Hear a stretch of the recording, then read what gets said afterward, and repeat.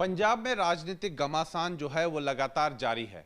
इसी मुद्दे पर ज्यादा बातचीत करने के लिए हमारे साथ इस समय जुड़ चुके हैं कांग्रेस के पंजाब के पूर्व प्रभारी गुलचैन सिंह चाड़क।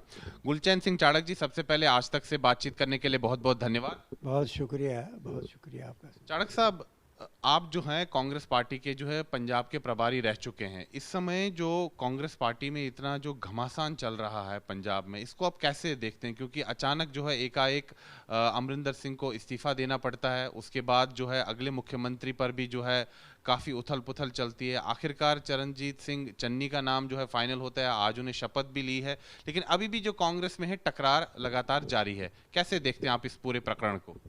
देखिए, ये बदकिस्मती है। इस वक्त जो भी हुआ नहीं होना चाहिए था, क्योंकि टाइम बड़ा गलत है। बहुत कम समय रह गया इलेक्शन को। और दूसरा ये एक स्वाभाविक था, जब से सिद्धू जी को प्रेसिडेंट कांग्रेस का बनाया तो उसको संभालने की ज़रूरत थी। इतना ड्रास्टिक स्टेप लेने की ज़रूरत नहीं थी।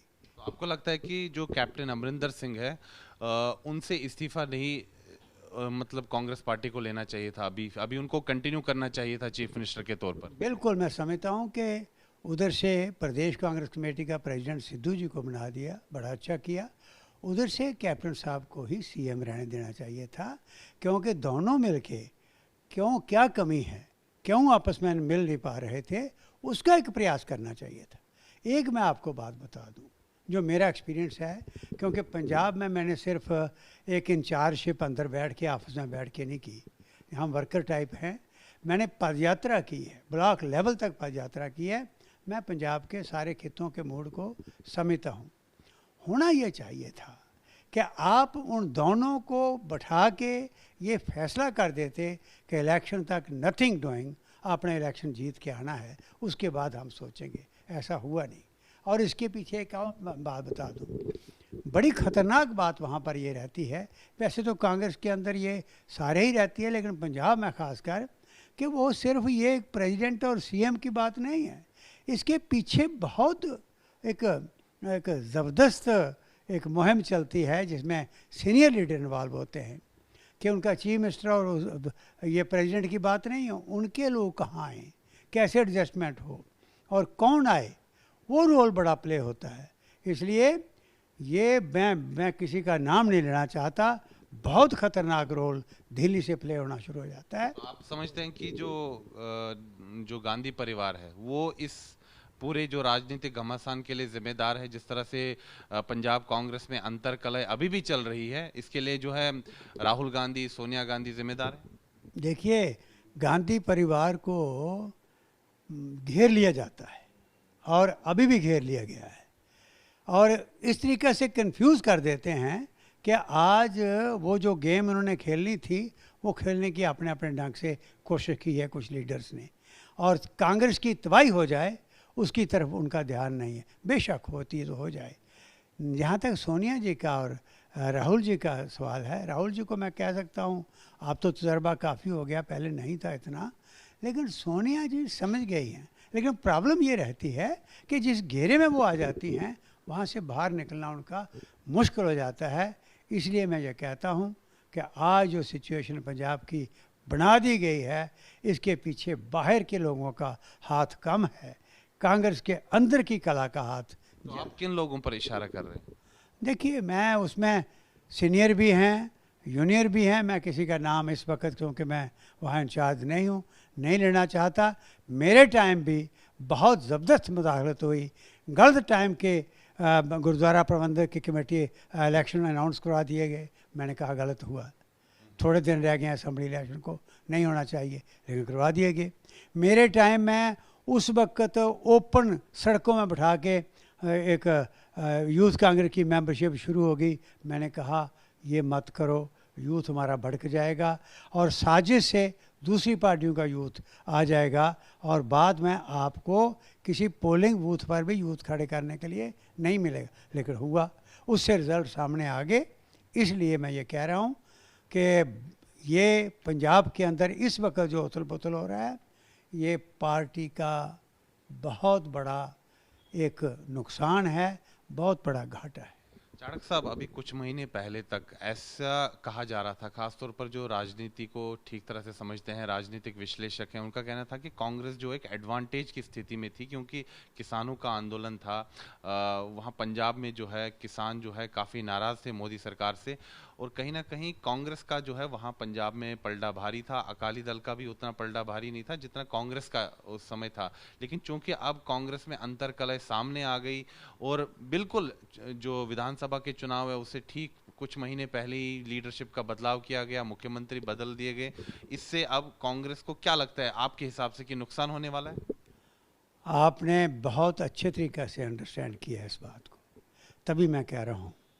मैं बिल्कुल खुल के नहीं कह रहा था कि इसके पीछे एक बहुत बड़ी साजिश है। ये टाइम ही नहीं था कि पंजाब के अंदर कोई चेंज की जाती।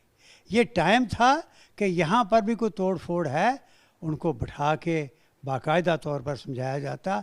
सिद्धू जी को ही अगर चीफ मिनिस्टर बनाना था, कैप्टन अमरिंदर सिंह को हटाना था, अप्रोप्रिएट टाइम था इलेक्शन जीतने के बाद। कौन रोकता? आपको लगता है कि चुनाव के बाद जो है लीडरशिप का बदलाव होना चाहिए था? क्या आपने बिल्कुल सही बात कही है। आपने खुद कह दिया है पत्रकार कि पंजाब का माहौल कांग्रेस के पक्ष में था। ये किसानों की एजिटेशन की वजह से जो पंजाब के हालात अंदर बने हैं, उसकी वजह से जो हरियाणा के बने हैं, उसकी वजह से आसपास जो प्रेशर बना था, इससे कांग्रेस ही उभर के आ रही थी, बाकी पार्टियां बैठ चुकी थी। तो आप जो बात कर रहे हैं साजिश की, इस साजिश के पीछे कौन है जिस साजिश की आप बात कर रहे हैं? जो नहीं चाहते थे कि अगला कोई हमारे हाथों का कठपुतली चीफ मिनिस्टर ना आए पंजाब का, वो नहीं चाहते थे कि हमारे बगैर भी पंजाब जीते, इसलिए बीच में ही ऐसी साजिशें। कांग्रेस का दुश्मन बाहर का कम है। कांग्रेस के अंदर इतना वर्कर है कि हर पहाड़ के अंदर, हर गली के अंदर, इस देश के हर कोने के अंदर कांग्रेस का वर्कर है, कांग्रेस का झंडा है। लेकिन सेंटर में ऐसे टाइम पर साजिशें चलती हैं, वहाँ भूल जाते हैं पार्टी को मेरा क्या हो, मेरे आदमी का क्या हो। आपको लगता है दिल्ली दरबार में ही कुछ षड्यंत्र हो गया? बिल्कुल, मैं ये कहता हूँ कि इस षड्यंत्र में कांग्रेस के अंदर के ही लोग रिस्पॉन्सिबल हैं, बाहर के लोग रिस्पॉन्सिबल नहीं हैं। क्योंकि बिल्कुल सही बात है, अगर इस किसान आंदोलन से कोई शरेआम जीत रहा था पंजाब के अंदर खासकर, और हरियाणा के अंदर जो माहौल बना वो कांग्रेस की फेवर में था। तो क्या आप सोनिया गांधी और राहुल गांधी को जिम्मेदार मानते हैं, या आपको लगता है कि उनको किसी ने मिसगाइड किया, उनको सही सलाह नहीं दी गई? देखिए, सोनिया गांधी कांग्रेस की प्रेसिडेंट हैं, राहुल गांधी वुड भी प्रेसिडेंट हैं और पहले भी वो रहे। उनको कभी भी सोच नहीं आएगी कि हम किसी स्टेट को बिगाड़ दें, लेकिन मिसलीड हो जाते हैं। इस दफ़ा भी उनको बड़ा ढंग से ये मिसलीड किया दिया गया है। अच्छा भला चलते चलते चारों तरफ से हाहाकार इस वक्त बीजेपी के ख़िलाफ़ भी है, रूलिंग पार्टी के ख़िलाफ़ है, और अंदर का माहौल बिगाड़ दिया पार्टी के अंदर। इसमें उनको, सोनिया जी को मैं ये कहता हूँ कि उस सोनिया की नेचर बहुत अच्छी है, बहुत अच्छी है, लेकिन यहाँ पर आकर वो मार खा लेती है। कौन जिम्मेदार है? आप कह रहे हैं कि सोनिया गांधी जो है काफ़ी मैच्योर्ड पॉलिटिशियन है, परिपक्व जो है नेता है, लेकिन अगर वो इतनी परिपक्व नेता है तो फिर कैसे वो किसी की बातों में आ सकती? नहीं, बातों में इसलिए मजबूर आदमी हो जाता है कि आपने ऐसे टाइम का सारा उथल पुथल शुरू करा दिया। उस सारी जितनी धूल उठ रही थी, उस धूल को बिठाने की कोशिश की। कैसे किसी ने क्या रोल प्ले किया, उसके रिजल्ट सामने आ जाएंगे। उस वक्त तो लगता है ऐसे कि ये बड़ी अच्छी सलाह दे रहा है, बहुत अच्छी बात है। मुझे याद है कि मैंने अपनी आंखों से देखा है, लेकिन इसका नुकसान अल्टीमेटली उनको भी होने वाला है। पर वो शायद सोचते हैं कि अब हम तो शायद आए ना आए, लेकिन बाकी क्यों आए। तो मैं हमेशा कहता हूँ, उर्दू में शेर है, दरिया के तुलातम से बच सकती है कश्ती। दरिया में जो तूफ़ान है उससे किश्ती निकलने के चांसेस हैं, लेकिन तुलातम अगर किश्ती में हो तो साहिल नहीं मिलेगा। ये किश्ती में तूफ़ान मच गया।